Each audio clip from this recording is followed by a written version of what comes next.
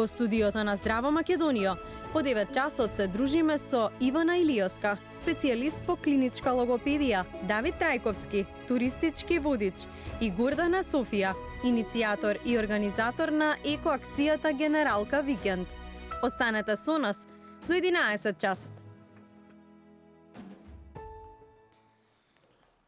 Така е, добро утро и во овој дел од денот, кога на оваа трпеза обединуваме најразлични интересни профили кои оставаат свој општествен печат и верувам дека ќе го задржат вашето внимание покрај тоа што се утрински ви подготвивме. Во овој дел од денот домаќини ќе бидеме јас и мојата драга колешка Бисера. Бисера е официјално пред камерите. Добро утро. Добро утро, Александра, и до тебе. Добро утро и до сите вас кои сега се вклучувате на Канал 5 или рано изутринава го испивте првиот напиток, дали кафе, дали чај со Александра. Ги следите нашите теми и ќе останете со нас те до 11 часот.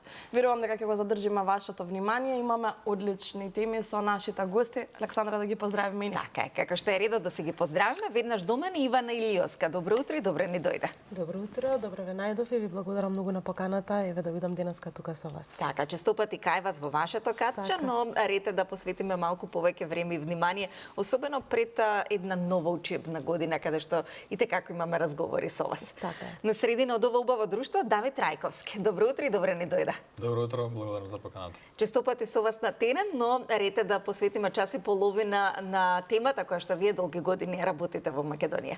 Така е, благодарам. Да, прва посета во студија. Така.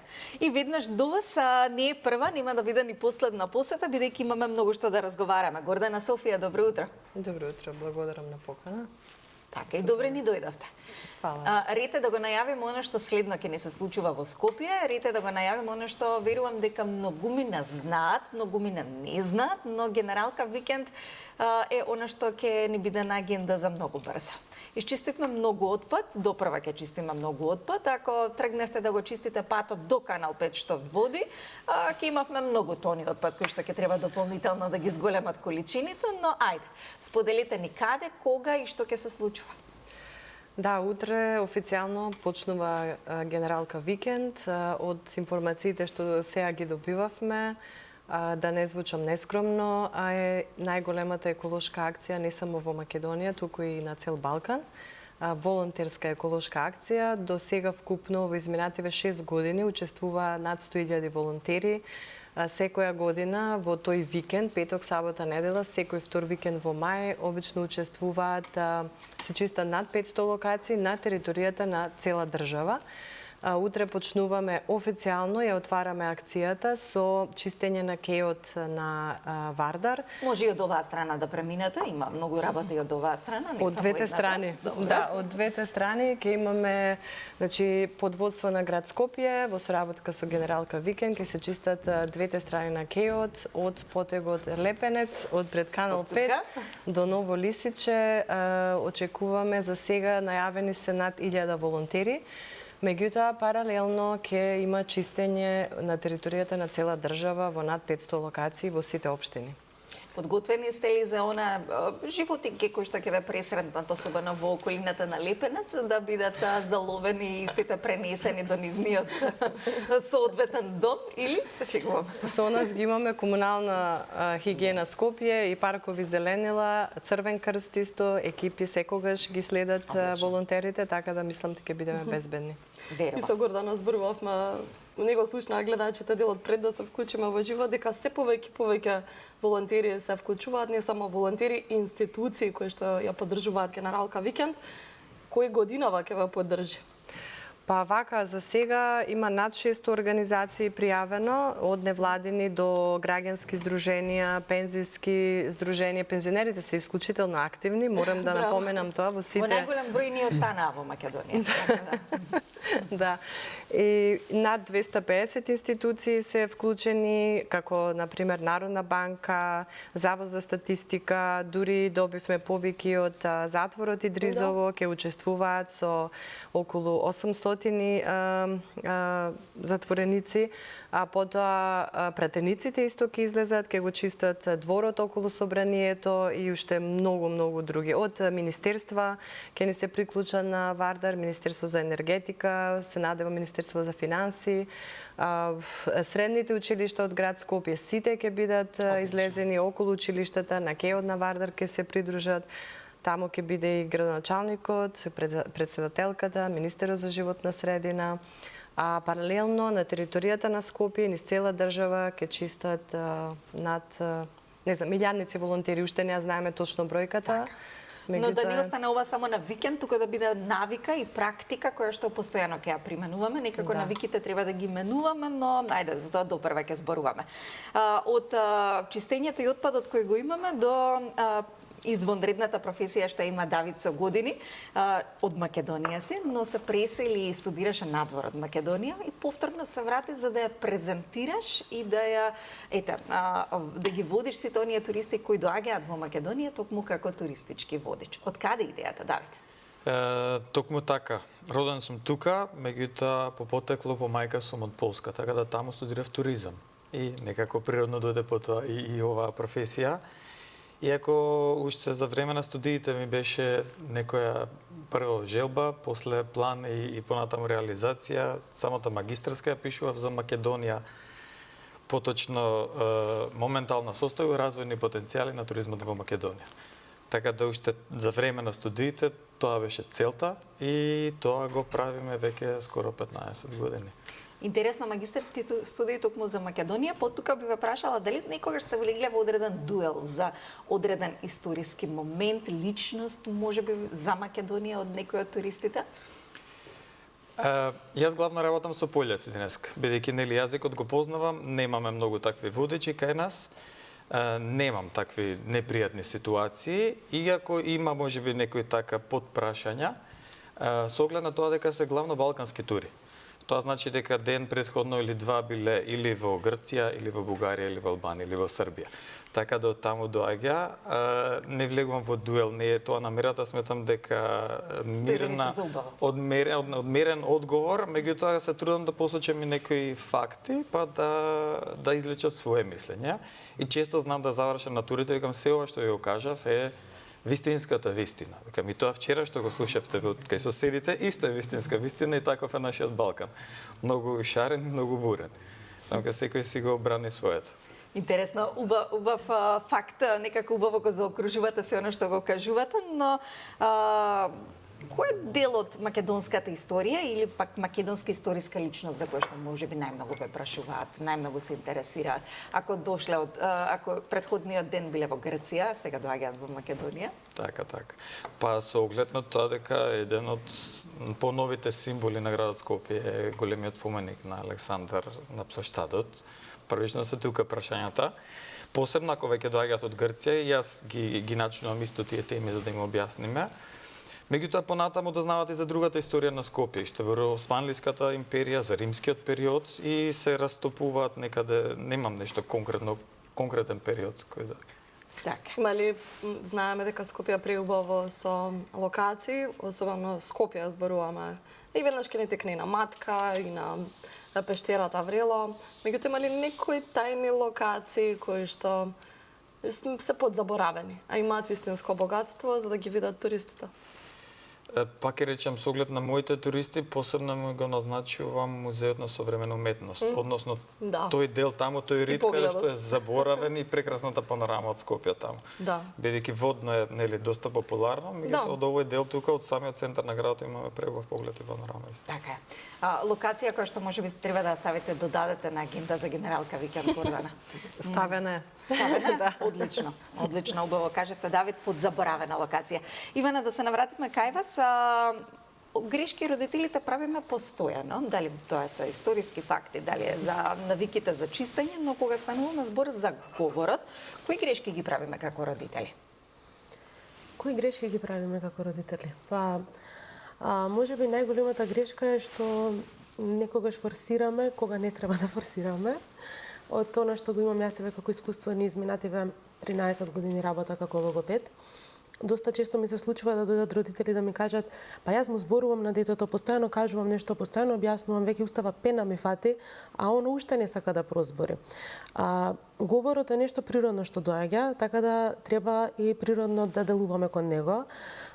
Треба да правиме природни ситуации во кои што ќе зборуваме со детето, кога детето има насочено внимание кон нас, кога детето има интерес и да не форсираме ништо, него да правиме една природна стимулација на говорот без да повторуваме ај кажи го ова, повтори го ова или не те го давам ако не го кажеш. Така да тоа се можеби најчестите грешки како родители кои што ги правиме, а не сите природно ни иде да кажеме кажи, ај повтори, што кажа, што е ова, меѓутоа не секогаш тоа вроднува со плод.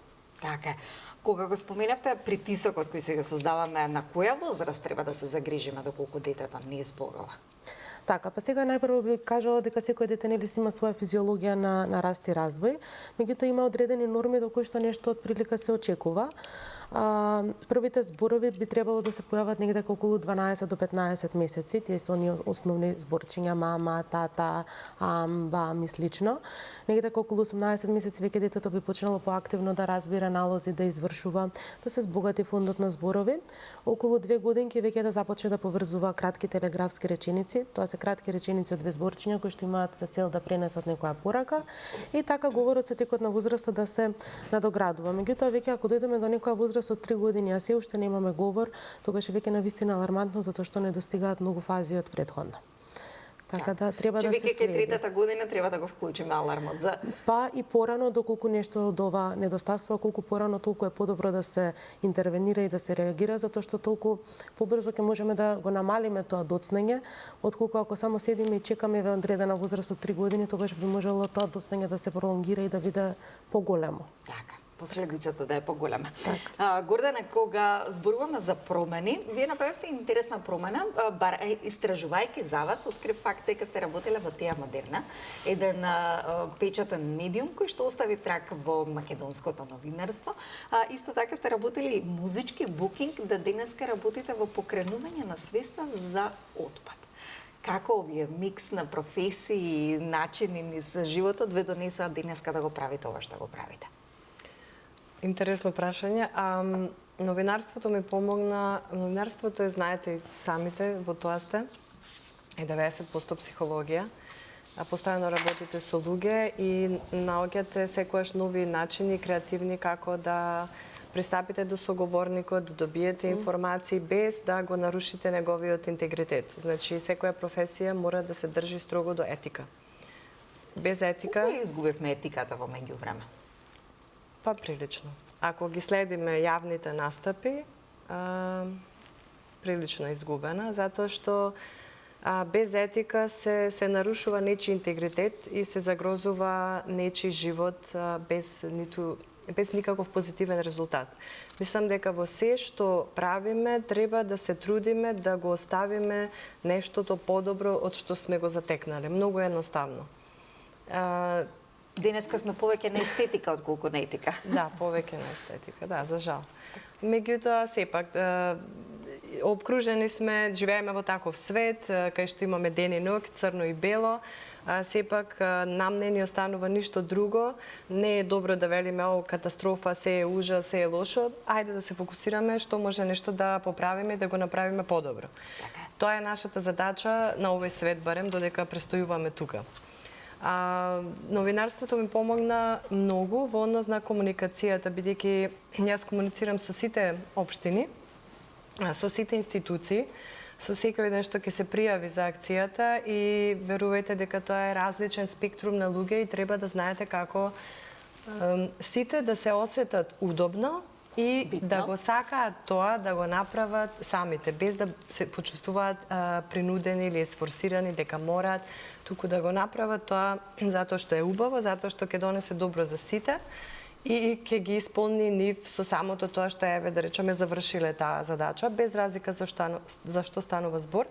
А во однос на музичкиот букинг ми помогна исто многу да научам дека се е во деталите. Се е дека деталите ја прават големата слика. И ако еден детал не е завршен добро, ќе се наруши целиот мозаик. Така го запознав и мојот сопруг. Голем поздрав и до него. Изминатото гостување ни бевте заедно. Да. Така, тоа е вие поддршка сега зад малите екрани. Но кога сме кај големиот мозаик, Давид, треба да го представите Скопје и да не биде црно и бело. да е извонредно, да го засакаат да се вратат повторно. Па какви тури организирате, не само во Скопје и Македонија? Па со оглед на тоа што сум водич во Македонија, кај нас немаме поделено, значи туристички водич на Република Македонија. Јас сум сега веќе по веќе време поминувам во Скопје. Како изгледа една тура? Почеток и крај. Стандардна класична тура, почетокот е на Кале, првична панорама на градот, прво запознавање, историска ретроспектива и први информации општо за Македонија и за Скопје, потоа следи чаршијата, прошетка низ пазарот, низ европскиот Истанбул, кој што го кажуваме. Тука нели го потенцираме оној период од 5 вековното владење и така натаму, целата влијание на културата од турска и новиот дел на градот, односно плоштадот Филип II, преку Камени мост, плоштад Македонија и Мајка Тереза останува како, да речеме, некаде последен момент, што прилично се изненадени и малку знаат од тоа дека е родена во Скопје. Зарем. Да, бидејќи Мајка Тереза од Калкута. Да, меѓутоа зарем малкумина знаат дека е родена во Скопје. Доста често е дека се изненадени од тоа дека И дека е единствена спомен куќа кај нас.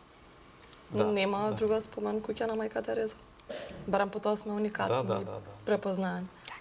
Што најмногу им го задржува интересот? Што сакаат да си понесат од тука?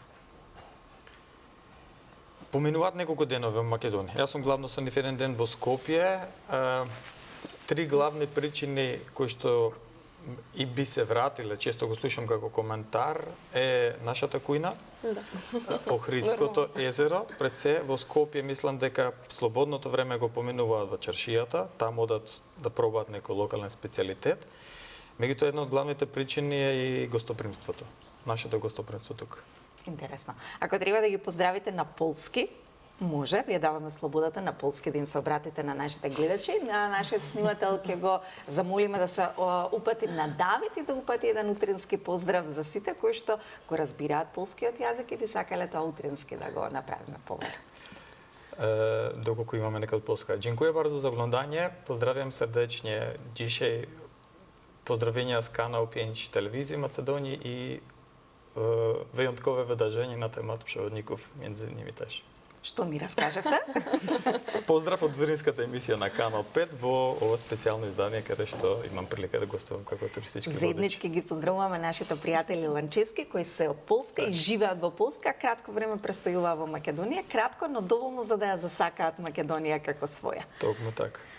Ивана, што е она што треба да го направиме за во текот на периодот кој ни следува, летото? Сега се прават тестирањата за првачињата, но следно е упис во прво одделение, каде што децата треба да бидат подготвени за да говорат, да комуницираат и да бидат вредни првачиња. Така, да бидат спремни за читање и запишување. Пред вас имате едни алатки кои што ќе ве замолам да ги отворите и да ни прикажете неколку работи кои што ќе можат и дома да се ги направат, а нашиот снимател ќе го замолиме да го даде целото внимание на нашата гостинка, за да може да на начин на кој што таа ќе го направи тука студиски, дома во комфорот на вашиот дом си го направите со вашето детенце кое што текот на летото ќе го искористите за да биде успешно првачи, запишувањето во прво одделение да не биде проблем.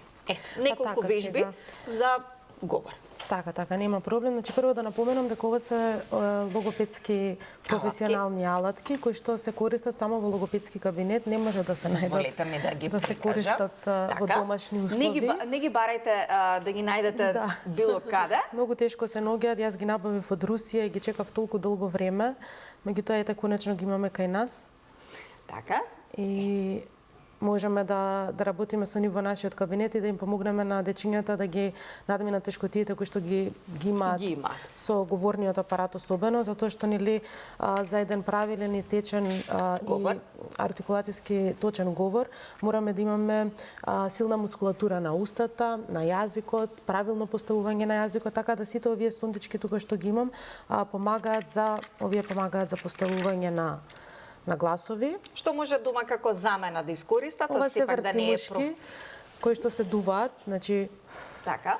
Значи, вакви има многу кои што може да се најдат и на нашиот пазар, слични работи, како вртелешки и слично. Дувањето е многу битно, затоа што на тој начин се зајакнува мускулатурата околу устата, меѓутоа и начинот на дишење исто така, кој што е многу битен и за изговорот, меѓутоа и кај дечиња кои што пелтечат. Оваа сонда е нешто за масажа, значи буквално за масажа на јазикот и се активираат сите делови на јазикот посебно. Од другата страна, оваа сонда може да се користи за поставување на гласот Р, за поставување на гласот К, зависи како ќе ја поставиме, нели? Така. Ова е за гласот Ш, исто поставување. Додека пак овие сондички се за вежбање на мускулатурата за зајакнување на јазикот, како и за масажа на јазикот. И сега сите различно се користат. Пример, ова се поставува на устата и целта е со јазикот да се креваат нагоре топчињата, па да се буткаат надолу. Ова исто така се поставува во устата, па со јазикот лево-десно да се брка топчето. Овие другиве се повеќе за масажа, исто така за вртење на исто се поставува горе, па се врти со јазикот. Така да сите се слични, меѓутоа различни. Си имаат своја улога.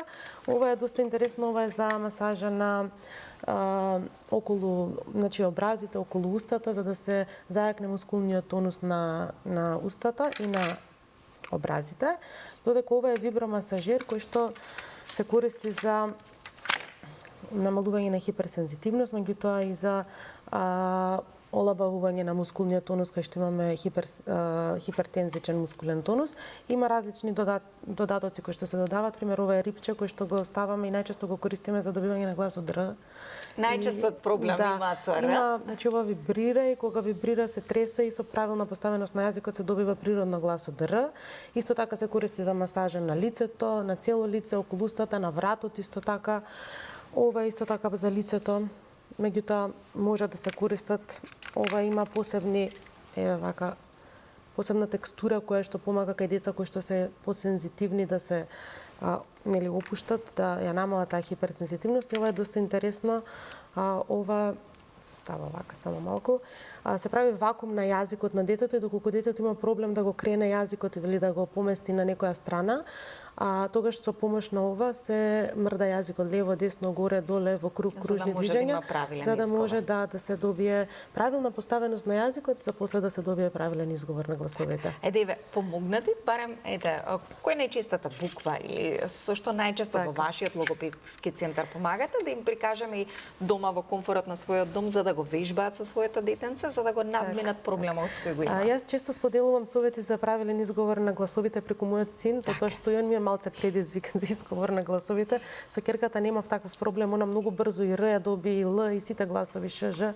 Меѓутоа, он си вежбаме дефинитивно.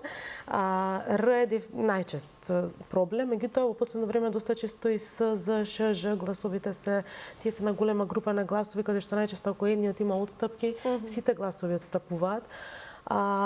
Еве за гласот Р да пробаат дома да вежбаат изговор на гласовите Д и Н брзо. Дн. И така побрзо и побрзо доаѓа гласот Р. Одлични вежби. Да, ете таа отприлика Значи, за ако имаат проблем со Р-то, да го вежбаат на тој начин. Или некоја брзо зборка ќе помогне или само ќе го влоши процесот? Може малце да вплетка. Да вплетки да го. Од искуство, нека ова е основното.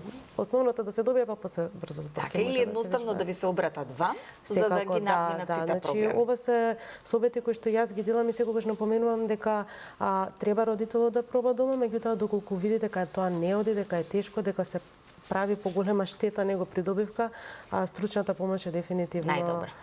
Неопходна и најдобра, доколку не можете со овие мини совети кои што сите ги делиме да се започне. Школската година ни е на прагот, но го имаме летниот распуст помеѓу. Колку е доволно време за да се надмине било каков проблем и да се започне на училиште без говорна мана за кое што сите знаеме дечињата како знаат да се шегуваат меѓу себе? Така.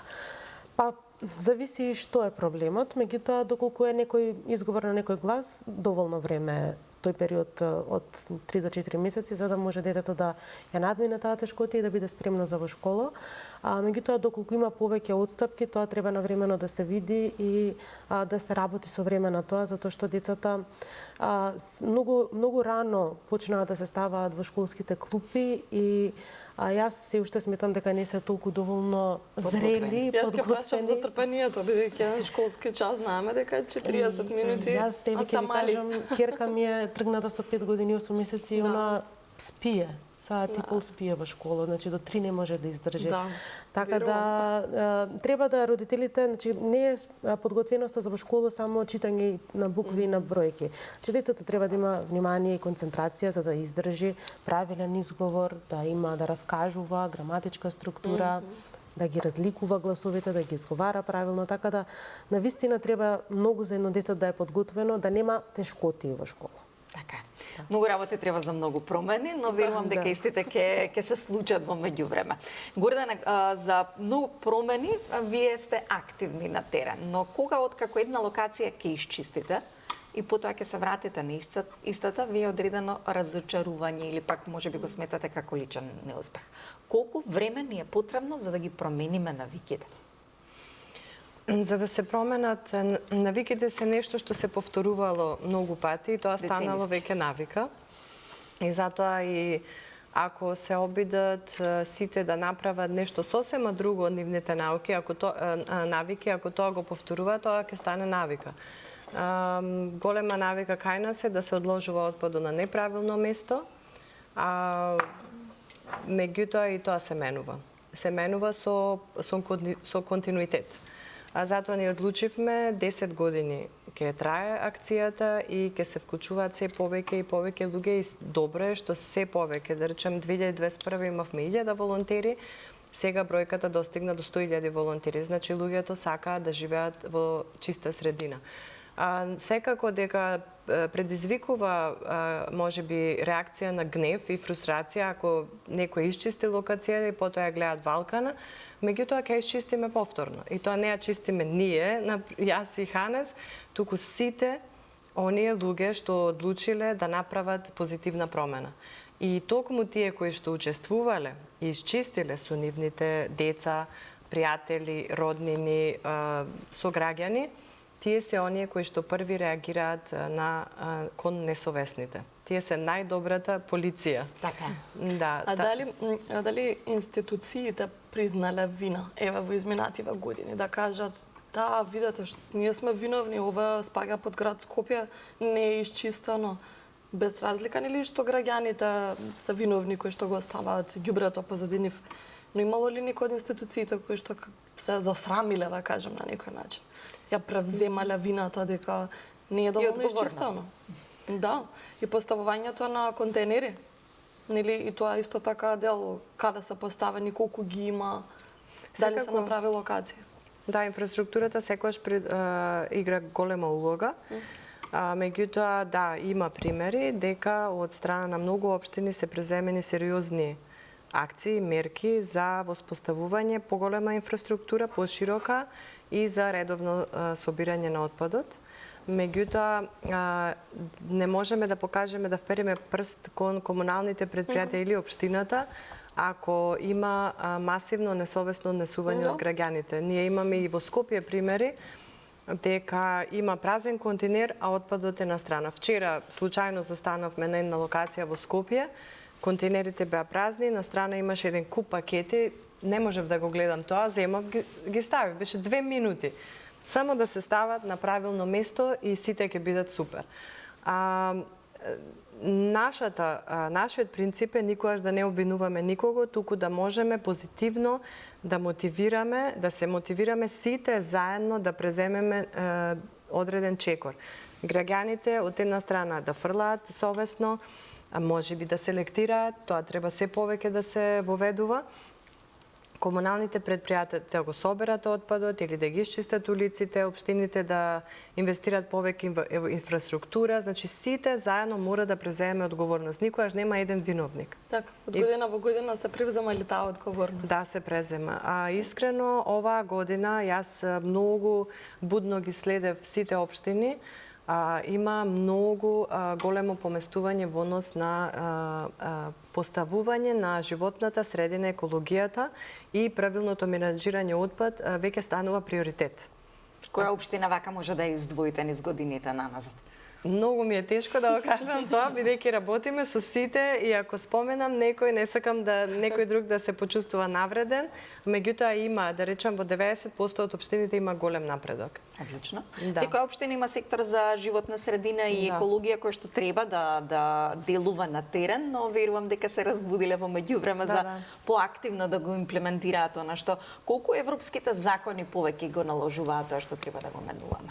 Европскиот закон вели селектирајте отпад, затоа што со селекција на отпад ние ги растеретуваме комуналните предпријатија и општините од дополнителни трошоци кои што се апсолутно непотребни. Например, ако сите ние се воведе национална селекција на отпад, селектираниот отпад повторно ќе го земе комуналното и може да го продаде на компании на кои што тоа им е потребно или компании има што работат со таков вид отпад и тогаш самите комунални добиваат повеќе во буџет и ќе инвестираат во подобра инфраструктура, а она што на крајот се останува како мешан отпад кој не може да се селектира, некојаш може да дојде и до 10 до 20%, што значи за општините е помал трошок да го однесат на во моментот одредената точка кај што се одложува целиот комунален отпад. Бидејќи луѓето често велат полни сме со депонии, едно нешто го кажа и повеќе професори и луѓе што се занимаваат со ова професионално, дека депонија е поим што означува санитарен објект. Нешто што е затворен систем, санитарен, каде што се селектира, каде што се носи селектиран отпад, има заштита и на почва, и на вода, и на воздух, додека сметилиште или ѓубриште е она што ние често се соочуваме низ цела држава и тоа се диво направени од несовесни граѓани најчесто. За многу работи нема решение или едноставно граѓаните го наоѓаат најлесното решение кога станува, не знам, дали за комуналниот отпад не се ни компостира, селектирањето е доста ниско ниво, колку се обидуваат и тие практики да ги поттикнете и да ги пренесете како практики, особено за селекцијата барем на пластичните шишиња. Значи, ете, каде е електронскиот отпад тука? Електронските уреди кои што сите знаеме колку можат да наштетат? Да. Од првата година, уште од 2021 кога почнавме, секогаш дававме вреки за различен вид отпад. Имавме жолти за пластика и лименки, сини за хартија и црни за мешан отпад. Така да тоа си продолжува и понатаму и гледаме дека се повеќе луѓе селектираат. Се повеќе бидејќи го сватија принципот. Селекција значи почиста средина и помалку трошоци. А исто електронскиот отпад ги имаме како партнери Нула отпад, не ги споменав и Пакомак, тие се оние компании кои што се задолжени за селекција, зошто да се одложи во река или во некој дол или во некоја шума, често среќаваме електронски телевизори кои пловат во Вардар и машини за перење кои што фрижидери, се.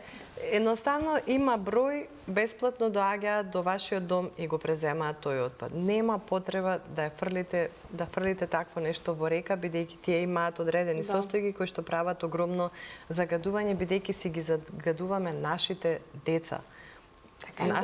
Самите нас. Убаво што споменавте и подсетите, Нула отпад се единствени кои што од домот, од прагот на домот ги превзимаат апаратите и ги носат до соодветна локација и ги одложуваат. Подоцна ќе подсетиме уште еднаш за акциите, но да се навратиме кај Давид. Покрај отпадот и се она што го имаме, како туристите ја доживуваат Македонија? Кој е вашиот впечаток како туристички водич 18 години? Пред се, мислам дека доаѓаат со малку познавање за Македонија. Така да воглавно се позитивно изненадени. Немаат некои предрасуди, имаат многу малку презнање за Македонија. По старите генерација памтат уште Југославија, Македонија како некој мал дел и така натаму. Најголемиот процент се многу позитивно изненадени од Македонија. Кои се предностите и недостатоците на вашата професија? За недостатоците ќе се надоврзам нели на мовата со Гордана. Предностите се, како што споменав претходно, гостопримството, оно што ние знаеме топло да ги пречекаме луѓето, и тоа е искрено да биде. Навистина го чувствува, тоа не може да се лаже во споредба со некои западни земји каде што се менува, па дури од нашиот регион, каде што туризмот отиде многу побрзо и понапред, го нема тој домашен, таа топлина ја нема. Природата наша, таму каде што е недопрена, тоа каде што имаат прилика да го видат. И нашата клима секако, нели сме земја на сонцето, така да претежно доаѓате во тој период и повторно и физичката топлина која што има тука. Така. Ние сме скопјани, голем процент од вас исто, но еве раскажете ни за нас и за сите гледачи во моментот на Канал 5 и Здрава Македонија, факт кој што можеби ни скопјани не го знаат, а како туристички водич го раскажувате. Па напоменав и слободното време туристите главно го поменуваат после разгледот заеднички во стариот град, во чаршијата. Јас имам чувство дека чаршијата е прилично и нов момент и за самите скопјани. До пред 15 на години мислам дека ретко кога да се одеше таму. Од тој аспект затоа кажам нов момент. И можеби малку знаеме или сме свесни за тоа каква беше изградбата на старата скопска чаршија после земјотресот, бидејќи е важен момент во архитектурата на Европа и така натаму. И општо Скопје со брутализмот кој ние сме на некој начин престолнени на брутализмот од тие 70 години. А за скопската чаршија ќе кажам, споменав дека е Истанбул во Европа и многу можеби малку знаат дека е најголемата чаршија во европскиот дел на Отоманската империја. Така. Колку дуќани има каде што може да... Па низ историјата на Евлија Челебија што го запишува, некаде 17 век се спомнува дека над 2300 дуќани има во скопската чаршија. Со што му дава информација за големината и богатството кој што го имало градот Скопје. Така.